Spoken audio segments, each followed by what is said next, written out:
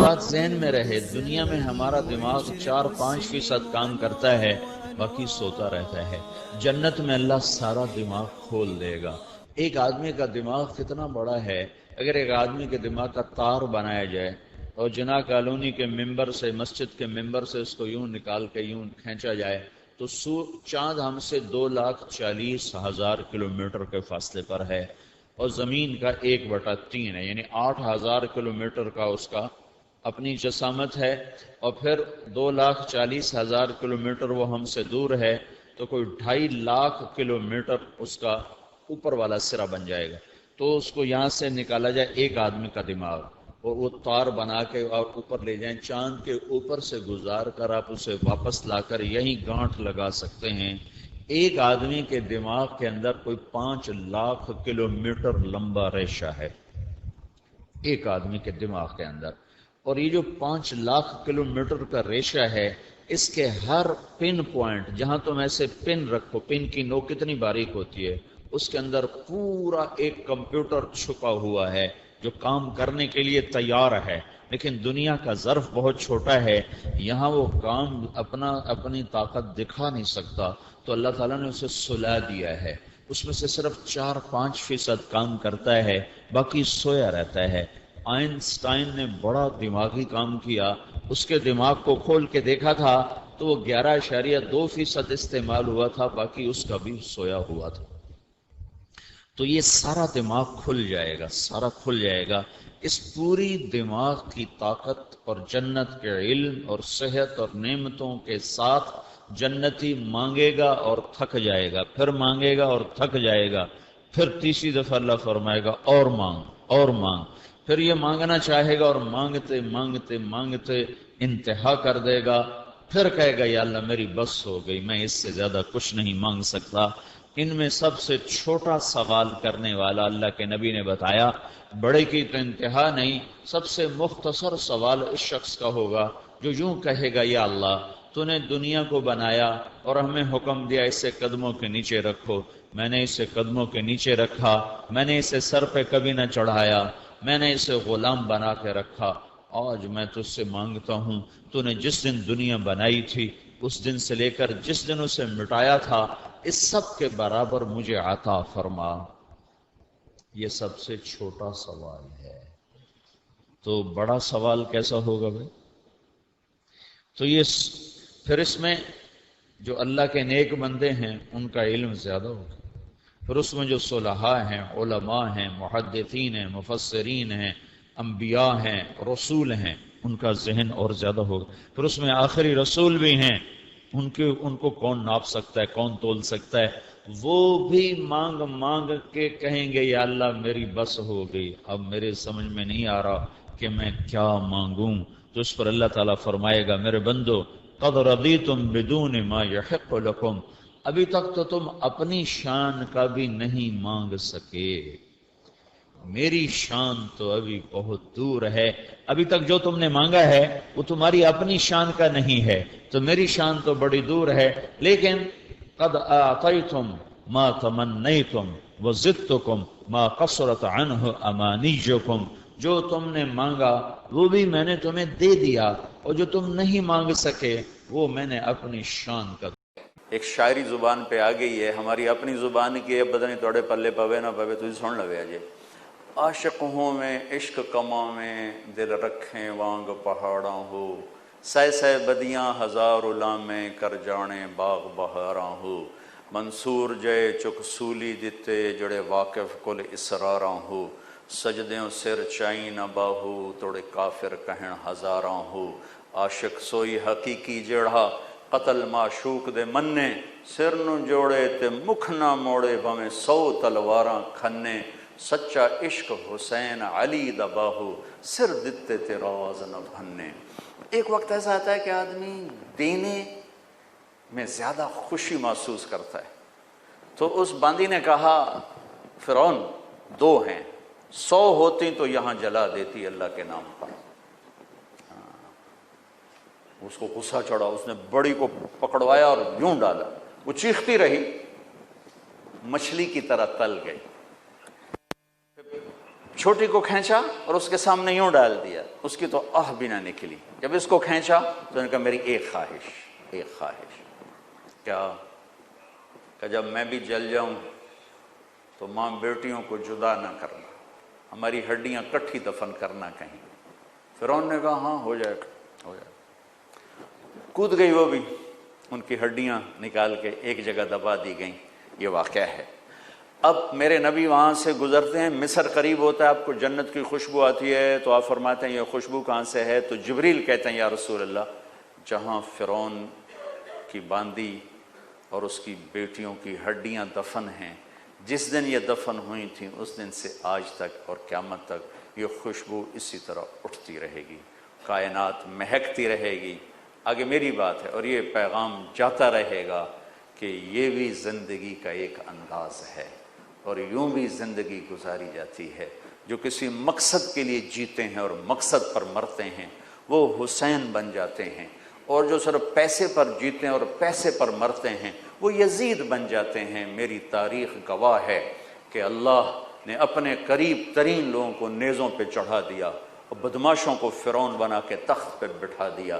ہم کربلا محرم آتا ہے تو ہم سب حسین کے لیے روتے ہیں، محرم جاتا ہے تو سب یزیدی لبادے میں ہوتے ہیں۔ یہ کون سی تہذیب ہے، یہ کون سا کمال ہے، یہ کون سا ایمان ہے؟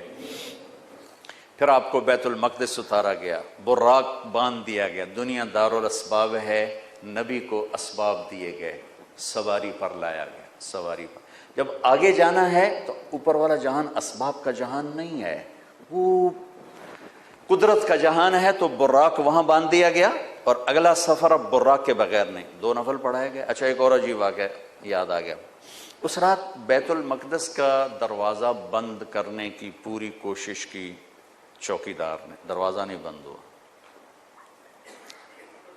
تو اس نے مستری بلائے کہ یہ دروازہ نہیں بند ہو رہا، اور اپنے بڑے پادری کو بلایا کہ حضرت یہ دروازہ نہیں بند ہو رہا۔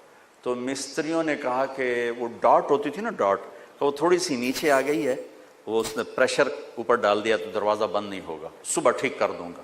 وہ جو بڑے پادری تھے نا، انہوں نے کہا بیٹا یہ ڈاٹ کا چکر نہیں، آج آخری نبی کی آمد ہے یہاں، یہ اس وجہ سے ان کے اکرام میں یہ دروازہ کھلا ہوا ہے، صبح خود ہی ٹھیک ہو جائے گا۔ یہ پادری بعد میں ایمان لے آئے تھے جب اللہ کے نبی نے دعوت نامہ بھیجا تھا، پھر ان کو عیسائیوں نے قتل بھی کر دیا تھا۔ وہاں آپ نے 2 نفل پڑھے۔ اب آپ نے اوپر جانا ہے تو مکہ سے بیت المقدس تک آپ بشریت میں ہیں، اور پھر یہاں سے اوپر جاتے ہیں تو سبحان الذی اسری بعبدہ، قرآن کی واحد سورہ جو سبحان سے شروع ہو رہی، سبحان الذی اسری، لفظ سبحان۔ سبحان میں کیا پیغام ہے کہ اللہ تمہارے قوانین سے پاک ہے، تمہارے مادی قوانین سے پاک ہے۔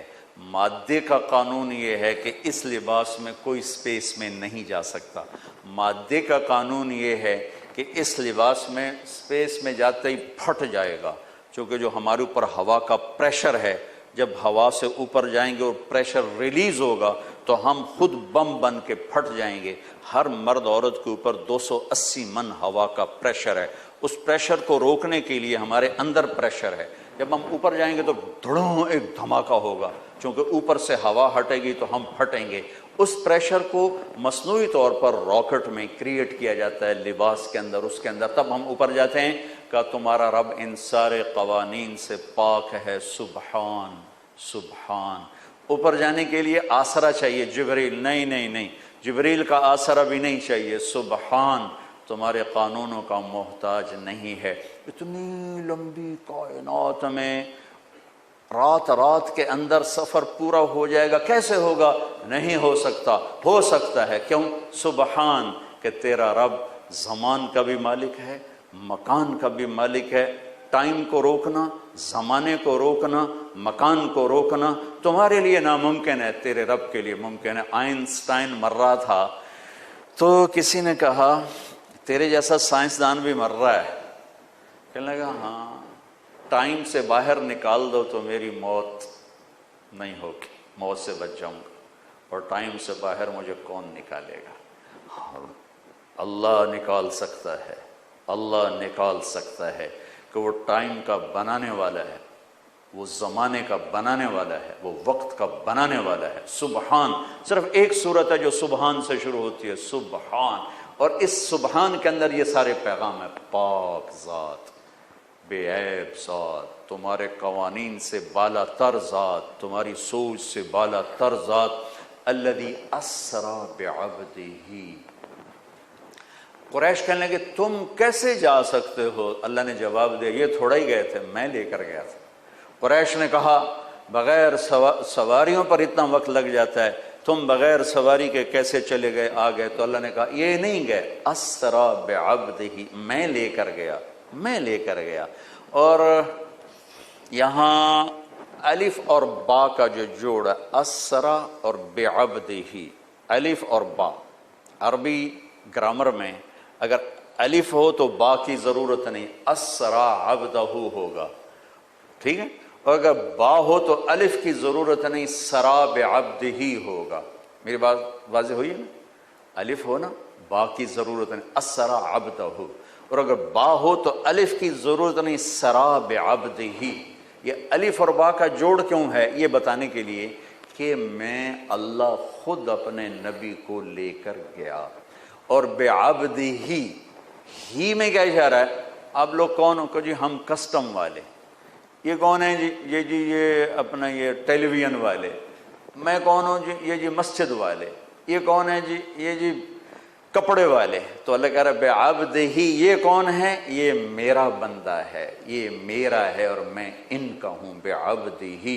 اور الف اور با کے ساتھ اللہ فرما رہے ہیں کہ میں لے کر گیا، جبریل بھی نہیں لے کر گئے۔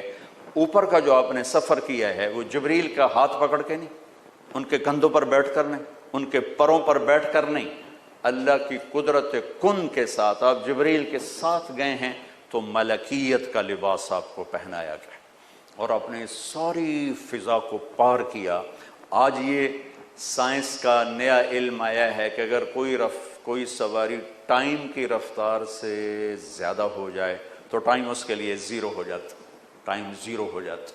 اگر 1,86,000 میل پر سیکنڈ سے کوئی سواری زیادہ تیز ہو جائے تو ٹائم اس کے لیے زیرو ہو جاتا ہے۔ یہ آج کے امکانیات بتائے جا رہے ہیں، اور یہ میرے نبی کا سفر اسپیس کو، راکٹ کو، شٹل کو، ہر چیز کے لیے راستہ دے رہا ہے کہ یہ ہو سکتا ہے، یہ ہو سکتا ہے، خلائی تسخیر ہو سکتی ہے، خلائی سیاروں تک جانا ہو سکتا ہے۔ لیکن آپ کی پہلی منزل پہلا آسمان، آدم علیہ السلام نے استقبال کیا۔ دوسری منزل دوسرا آسمان، یحییٰ علیہ السلام، زکریا علیہ السلام، عیسیٰ علیہ السلام نے استقبال کیا۔ چوتھی منزل، تیسری منزل یوسف علیہ السلام، تیسرا آسمان۔ چوتھی منزل ادریس علیہ السلام، چوتھا آسمان۔ پانچویں منزل ہارون علیہ السلام، پانچواں آسمان۔ چھٹی منزل موسیٰ علیہ السلام، چھٹا آسمان۔ ساتویں منزل، ساتواں آسمان، ابراہیم علیہ السلام۔ ہر آسمان پر نبی کھڑے ہوتے تھے پھولوں کے ہار لے کر، یہ میرا اضافہ ہے استقبال کے لیے، اور ہر نبی کہتے ہمارے بھائی آ گئے، ہمارے نبی آ گئے، ہمارے بھائی آ گئے، ہمارے نبی آ گئے۔ اب ساتویں آسمان پر پہنچے تو ریسیپشن کوئی نہیں۔ جب میں ابھی آیا تو سارے آپ کے افسران وہاں کھڑے ہوئے تھے، ریسیپشن۔ ساتویں آسمان پر ایک بڑے میاں، ایک بیت اللہ ہے، اس کی یوں ٹیک لگا کر نہ بیٹھے ہوئے اور اس طرح ہاتھ رکھ کے بیٹھے ہوئے، سفید داڑھی یہاں تک آ رہی، اور اس بیت اللہ کا طواف ہو رہا ہے، فرشتے طواف کر رہے ہیں۔ آپ پوچھتے ہیں یہ بڑے میاں کون ہیں، یہ بزرگ کون ہیں؟ تو جبریل کہتے ہیں یہ آپ کے دادا ابراہیم علیہ السلام ہیں۔